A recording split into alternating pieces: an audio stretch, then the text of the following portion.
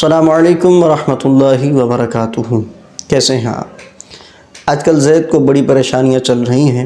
ابھی ایک نئی پریشانی زید نے یہ ظاہر کی ہے کہ مجھے اعلیٰ حضرت امام احمد رضا خان کہتے ہوئے بڑی تکلیف ہوتی ہے، یعنی اعلیٰ حضرت کا لفظ امام احمد رضا خان کے ساتھ جب کہا جائے تو مجھے بڑی تکلیف ہوتی ہے۔ وجہ اس کی کیا ہے؟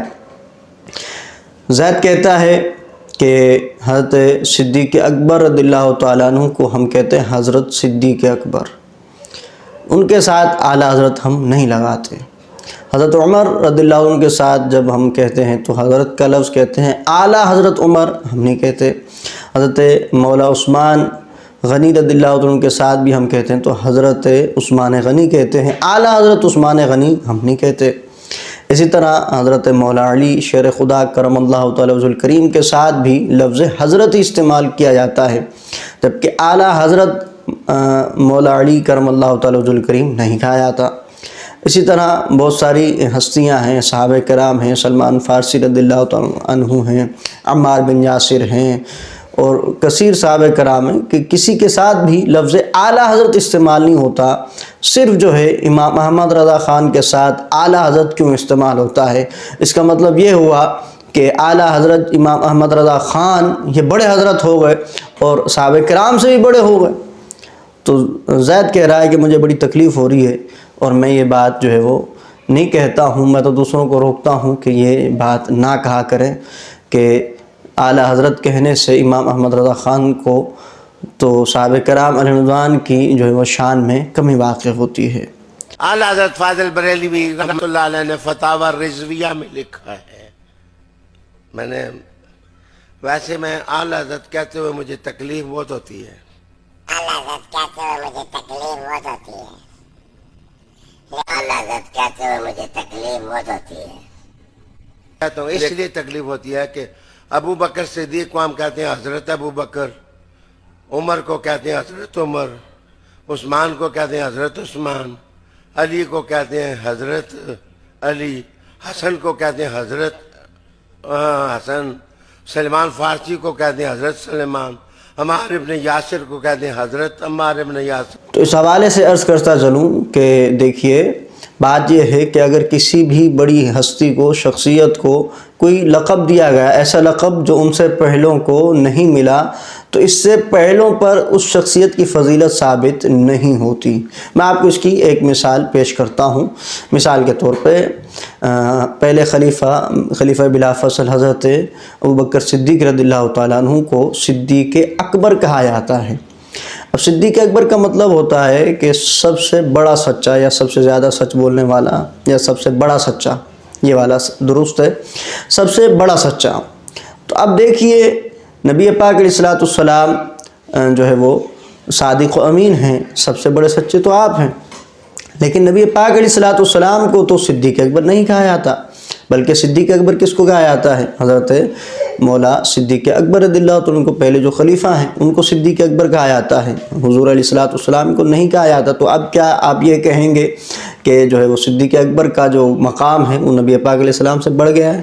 ایسا ہرگز نہیں ہے۔ اسی طرح فاروق اعظم کہا جاتا ہے، حضرت عمر کو فاروق اعظم کہا جاتا ہے۔ فاروق اعظم یعنی سب سے بڑا فرق کرنے والا یا فیصلہ کرنے والا۔ تو اب سب سے بڑا فیصلہ کرنے والے تو نبی پاک علیہ السلام ہیں۔ آپ علیہ السلام نے اسلام اور شرک میں، ایمان اور کفر میں فرق کر دیا، فیصلہ فرما دیا، تو پھر سب سے بڑے فیصلہ کرنے والے تو حضور علیہ السلام ہوئے۔ تو پھر حضرت عمر کو فاروق اعظم کہا جا رہا ہے، نبی پاک علیہ السلام کو تو فاروق اعظم کہا ہی نہیں گیا۔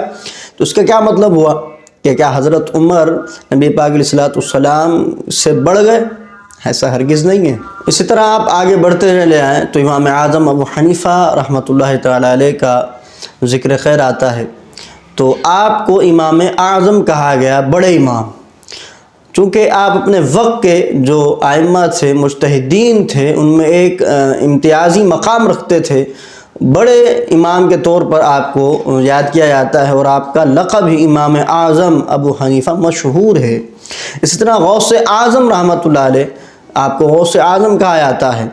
تو دیکھا جائے تو سب سے بڑے غوث تو نبی پاک علیہ السلام کی ذات ہے.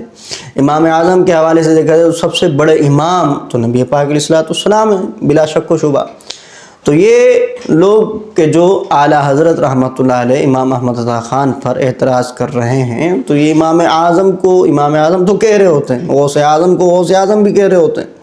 اس پر ان کو کوئی شک و شبہ نہیں آتا کہ صحابہ کرام کو تو امام اعظم نہیں کہا گیا, نبی پاک علیہ السلام کو تو امام اعظم یہ لوگ نہیں کہہ رہے, اور جو ہے وہ غوث اعظم بھی نہیں کہہ رہے, لیکن ان کو کہا جا رہا ہے.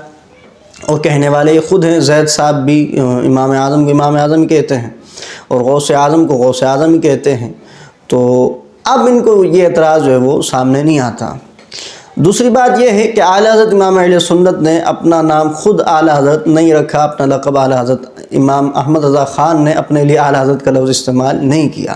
امام اہل سنت رضی اللہ عنہ کے دور میں علماء کرام آپ کو بڑے حضرت کے نام سے یاد کیا کرتے تھے کہ حضرت تو بہت سارے تھے لیکن آپ کا جو علمی مقام تھا وہ سب سے جدا تھا, اور آپ کی جو تحقیق تھی, آپ کے جو فتاوی جات تھے تو وہ بالکل ہی الگ تھے, ایک امتیازی شان رکھتے تھے.